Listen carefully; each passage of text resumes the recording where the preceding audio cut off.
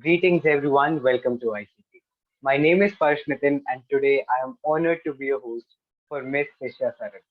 Tishya ma'am is a legal journalist with Lawbeat IND. She also runs her own blog and also a beautiful Instagram page named Tishya Says. Tishya ma'am, welcome to the show. Thank you for having me. It's our honor ma'am.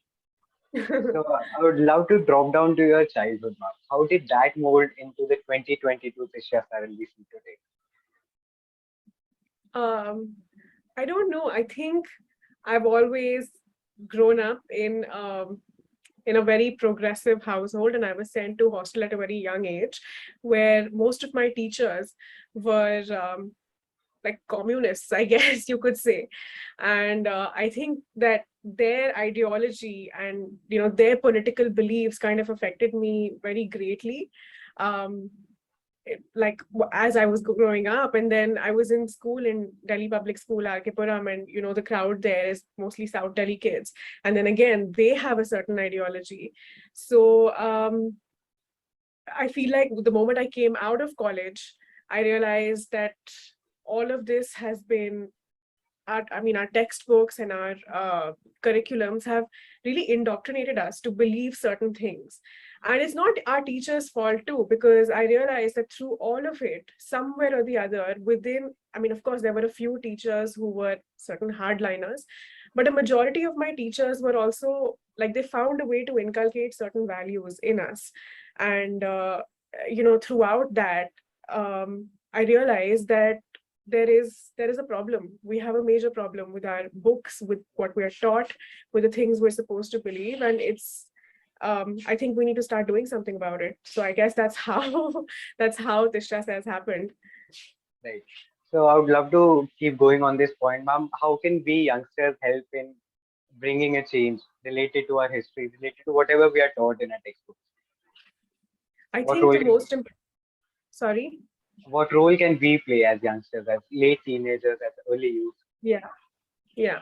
I think for us, the most important thing is just to use our expertise wherever it lies, use our degrees to find out the truth. So, for instance, I have legal expertise, and I came across so many judgments that were anti-Hindu, were like the polar opposite of everything that we are supposed to believe. So, for instance, we're always taught that there are certain communities in this country that are extremely oppressed and that are really languishing, and then there's certain communities that have it all, right? And as true as that might be, I'm not saying that there's no degree of truth there, but then I also came across judgments. For instance, there was one by Rajasthan High Court back in 1951 or 1952 where I see an instance of a government imposing tax on a religious community, saying that that particular religious community itself is the only problem in, the only it's so.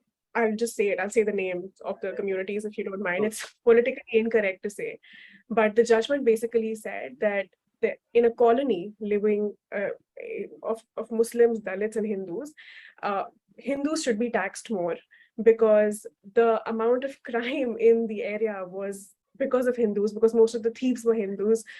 So the Hindus should be taxed greatly.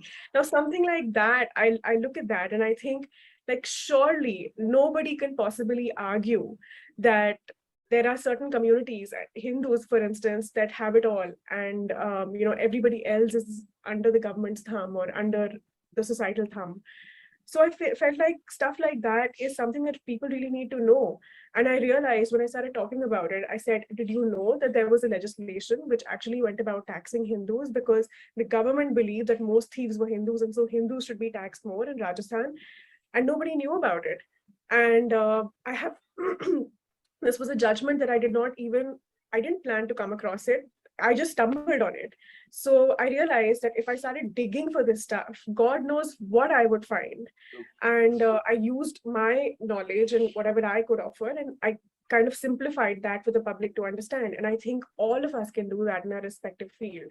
It doesn't necessarily have to be for the benefit of a religious community or whatever. I just mean that any message that you think the public would be better off knowing, um, and you think you have the expertise to deliver it, you think you can simplify something for the world, um, I think you should do it. So the way to go about transforming our education curriculum is just to raise awareness on things that, you know, are ordinarily not taught and they're ordinarily hidden. So I think that's historians, art students, movie makers, lawyers, doctors, everyone has a role to play. So I think we should use our expertise for the benefit of our respective communities. And I think that will go a long way. This reminds me of kind of a scheme that was started, I guess, last year, where I don't know if it was true. I wish it is true, but there was this email ID given out by the government, and they said that you can mail out your opinions and suggestions of what you would like to Hmm. have changed in the history text. It was specifically for history, if I'm not wrong. Yeah, yeah. And they've done a good job too. I mean, for instance, recently I was reading an Indian Express article and they'd done a report on what stuff is cut out of history textbooks, history, sociology, political science, etc. So it's shocking the things that our kids are taught. I mean, it's ridiculous. There is a very, very obvious, very clear bias. Uh, Kids that are too young to understand certain topics having connotations of caste, religion, politics are taught it in a very, very obviously prejudiced way. And they don't have the maturity to understand what they're taught. They take whatever has been given to them on the textbook as facts. So I think, yeah, you're right. I mean, we do need to, be a little more proactive and make those suggestions so that our kids are better off. For the longest time, I believed that Mughals were the one who have given us all the architecture. Yeah, That yeah, has changed I also gradually. believe that. I also I believe that, yeah. when I look back at myself, I was like, "यार, wow, Qutub Minar बनवाया मुगलों ने," and I'm like, "यार, क्या बच्चा था तू?" So No, and coming then it, down, it was okay, it was also, the shame that you felt right, for for the sure, one, leaders, the kings, right? I said that none of you have band together and like fought unitedly. We're always constantly being divided amongst ourselves. Not just Hindu kings, but it's also against the British, against every invasion that has happened in this country. But then that's because we're not taught about the kings that were successful, that did win wars, right? So Shivaji, for instance, barely finds mention in NCRT. So it's understandable why that mentality persists. but thankfully that is starting to change now. Right. Yeah. Ma'am, I would love to talk about how and when did law happen for you? At Was a it at a very predefined कि law ही करना है, or was it impromptu? कैसे हुआ? No, I just actually remember very distinctly having this conversation with my mother when I was in the third grade or second grade, I think. And she said, "Ki, you should tum law hi kar lo. It's fine. It'll be fun. You don't get into medicine," because my mom's a gynecologist and my dad's a lawyer. So and she had seen a lot of hardships with medicine, because doctors are not treated the best in this country. So she believed that for all that studying, they're not rewarded enough, which is why she wanted to push me away from medicine, not that I would ever have ended up there, and encourage me towards law a little bit. And then ever since then, it just kind of stuck. So, what is your one message for all the youngsters who are trying to get into law or the field of law? You have one piece of I advice? Yeah, be prepared to struggle a lot and constantly, and it'll just for the first 10 years of your professional career, it's going to be very, very difficult. And it's probably going to be the most challenging thing you've ever done. But after that, it'll be smooth sailing. And that 10 years gap kind of weeds out the people who are really meant to be in it, who are really passionate about the law, versus those who don't want to be. And it's perfectly fine if you don't want to be. It's just a job, it's not who you are. That's wonderful. So, ma'am, please shed a bit more light on Tishya Saran, the wonderful page that I've come across. How Hmm. did it come into being? Was it just an output of यार मेरे को ये सब share करना है, I need to bring a wider audience, or was it something pre-planned again? No, it was never pre-planned. I started with like venting on my personal Instagram, and I realized that was I think that's a common story that a lot of people that a lot of us share, right? Right, right. So I started venting on my personal Instagram, and people just were getting pissed off, and I there was this one instance I remember in particular where ISIS had come out with a magazine. I don't know if you recall, this was the time when the Babri Masjid, the Ram Janmabhoomi had just I think the dispute was before the Supreme Court, and the issue was being talked about a lot. And ISIS had come out with a magazine saying that whenever the temple is built, we will destroy it and we will erect in its place a masjid. Now, incidentally, what had happened was one of my friends had also uploaded a story to the same effect, saying that the Ram Mandir, whenever it is constructed, should meet the same fate as the Babri Masjid. And I realized that my friends are aligned with the ISIS. Right. So I mean, not consciously, of course, but Mhm. uh, probably by mistake, maybe they don't understand what they're saying. Um, and that was really a wake up call for me. And I realized that we're so much closer to extremism than we even give it any second thought. Like we think we're the civilized, moral nation, but I think at the end of the day, like our society's morals really have to be re-examined. What we think of as the right thing to do and the wrong thing to do, that has to be relooked at. Um, so that's how Tishya Saran started. That really questioning people, that do you like to introspect on your own beliefs. It doesn't matter what political ideology you belong to. It doesn't matter what party you vote for. And I wouldn't dare presume to tell anyone how to vote and what to think. But it's just about introspection. It's just about putting facts out there, and it's just about raising legal awareness. That's all.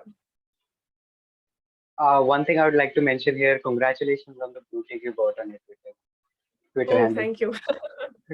How was the feeling when you saw एक blue color का tick भी है Tishya Saran के side? No feeling. It's like we're being validated by a big tech giant. True. Right. It's completely arbitrary mechanism, who gets it, who doesn't. There's no saying. I haven't gotten a blue tick on Instagram, even though I've been applying for it repeatedly. um, and it's we shouldn't attach too much importance to such validation, because as long as the people like my page and as long as they like the content, I think that's the job, right? Yeah, especially the right-wing people on Instagram and Facebook and all the other social media platforms, they don't get much recognition. They in Yeah, fact they don't. get Right. shadow banned That's and the stuff claim like that. anyway. Yeah, that's the claim. I don't personally believe that, or I'm a skeptic towards that claim, because I've heard a lot of my leftist friends also complain about the same thing. Although if you look at the Instagram terms and policies, or if you look at the Facebook terms and policies, they have very strange examples of what they or very strange illustrations of what they consider as hate speech and bad content, and it's almost completely prejudiced in favor of Muslims and Dalits and black people, and like those examples are there, but I mean Hindus don't make the cut necessarily. That's the story that goes around everywhere. If we take Everywhere, Kashmiri right? Hindus, for example, they hadn't got much recognition until the Kashmir files were launched, right? Right. Yeah, exactly.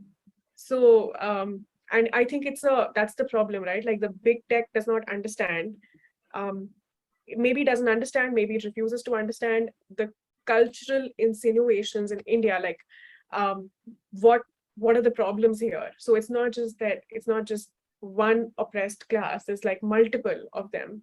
And so it's hard to cover all of them under your banner of hate speech when you just have like Dalits as a as one big this thing, that this is the only hate speech there is, Right. right? Everybody else has to work a lot harder to prove that the content against them is also hate speech. So for instance, Hindu Samta, I don't know if you guys follow that page. They're I pretty guess good. I do. Yeah, they have very neutral content, no hate speech even remotely. uh, and they just raise awareness on the Hindu genocide in Bangladesh, Kashmir, wherever. And their page has has witnessed a lot of censoring from Instagram, even though none of that can be qualified as hate speech.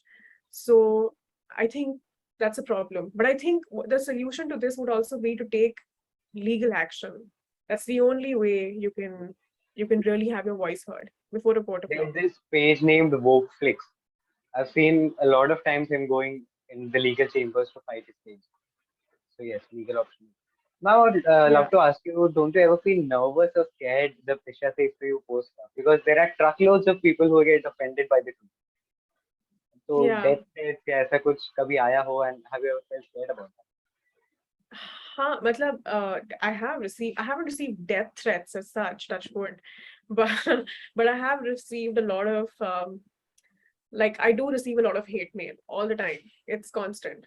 But I think it's also about dispelling a certain kind of people from my page. I don't want hardliner wingers. I don't want hardliner left wingers. I want reasonable people who are open to who I can appeal to with reason. Follow me. I think that is who the page is specially curated for. It's not for your extremists.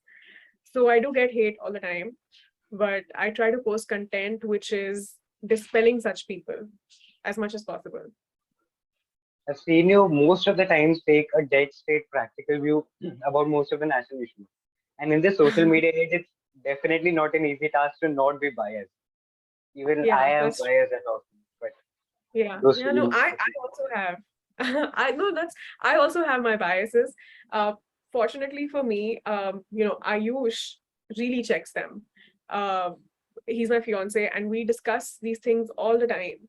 And he's really somebody who keeps me in line. Like if I tend to lean a little more towards the right, and he tends to lean a little more towards the left, even though we're mostly centrists. So he checks me constantly, and I think that's how I'm able to produce this content. Interesting. So I'm sure behind the tons of wisdom and knowledge you have, there are major roles played by books. So top three book recommendations and why would you recommend it? Any genre, not specifically related to this, but any genre. Top three book recommendations. Top three books. I think right now I'm reading a little bit of non-fiction. So I'd probably say read non-fiction. I would say Vikram Sampath's book is amazing. It's one of those that is hard to put down. So read Savarkar by Vikram Sampath. I have also recently read um, Flight of Deities and what happened to them. I think it's by Dr. Minakshi Jain. So it's not a readable book. I read like small extracts of it. I refer to the book constantly when I see like a lot of Instagram posts talking about how talking about the complete denial of uh, uh, Mughal rule over, yeah, Mughal capture of Hindu temples. So lots of people deny that it ever happened. They say that it was only for economic and political reasons. Dr. Minakshi Jain dispels those claims. And then you have The Wonder That Is India. Oh wait, Land of Seven Rivers. No, definitely read The Land of Seven Rivers by Sanjeev Sanyal. Very good book. Very, very good book. So those would be What my is it top three. about? The last book, what is it about? The Land of Seven Rivers. It's just Indian history and economics explained in a way that is very, very digestible. So it's that way, it's a great book. So read it. I have actually just ordered it. I'm very, very excited to read it. But I know that it is a good book because I've read small extracts of it here and there. And I can't wait to get into it. And it's been recommended to me by a whole bunch of people. So Okay, so for the audience, if you want any more book recommendations, you can go to her page, and I guess you still have that highlight, right, about the books. yeah, I do. And we're also, eventually like planning on launching a book club, which will help people read. And it would be like a paid community of people who are really serious about reading.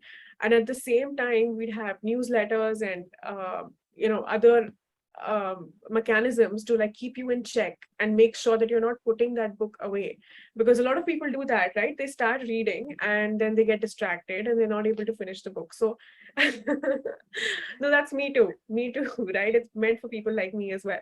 So we're going to keep you accountable and make sure you follow through with the book, and when you don't, we give you book summaries of what you've missed, so you know the content that you're consuming. Looking forward to it. Seems interesting. Thank you. Yeah. So that had to be the end of the interview. I didn't expect this to be such a short interview, but I guess we found most of the parts, and we can, of course, do this again, right? In case we get Yeah, response. free time. Yeah. How did you feel about the interview now, or the conversation? I I thought it was a fun conversation. How did you feel about it? This was something I was looking forward to, and I am still cursing myself for the first meeting we missed. I was ill, otherwise this would have shot on Tuesday. Today is a Sunday, but anyways, we were able to make this out, and thank you so much for featuring on ICT. Oh, thank you for having me. Thank